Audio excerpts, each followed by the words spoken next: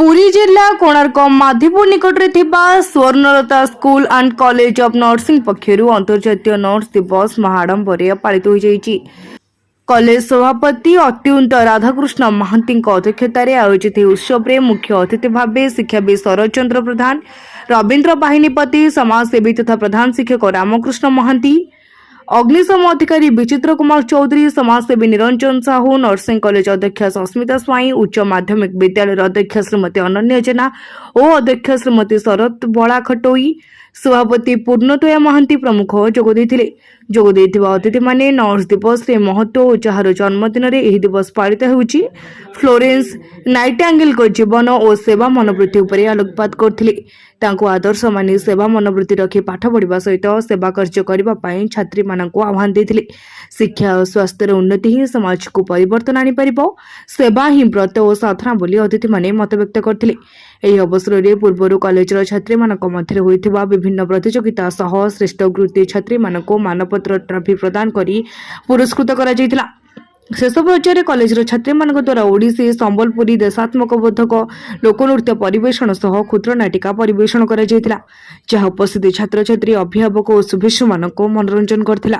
शिवानंद बारिक मंच संयोजना करथिबा बेले कॉलेज कर्मचारी रश्मिता स्वाई, श्रावणी मैम, अनिता बेहेरा, काजल स्वाई, कल्पना पवित्र, बाबूराम स्वाई सह समस्त कर्मचारी और छात्र छात्री माने उत्सव परिचालन रे सहयोग करथिले। आज होची इंटरनेशनल नर्सेस डे।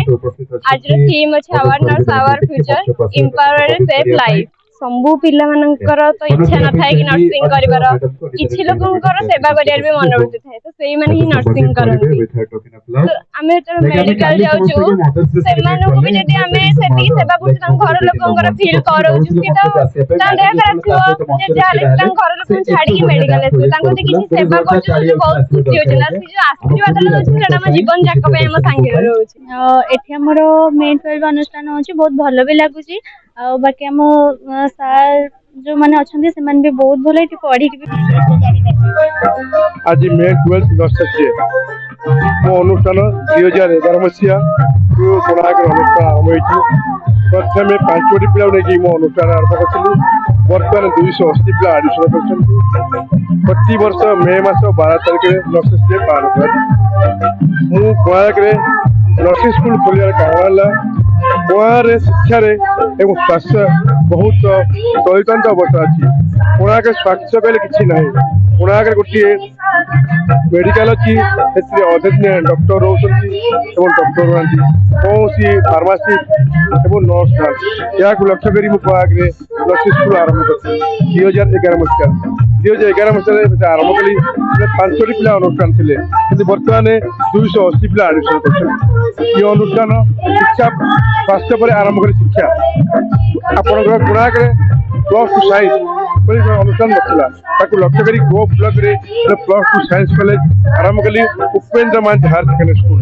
किंतु आप अनुभव कली एरिया रे समस्त ओडिया मीडियम पिला ओडिया रु इंग्लिश का पिला पाठ बुझी पारना, ताकू लक्ष्य करी डीआई पब्लिक स्कूल कली इंग्लिश मीडियम स्कूल खोलिछि। गत वर्ष वर्तमान सुधा 95 पिला एडमिशन करछलेनी, एडमिशन चालू अछि।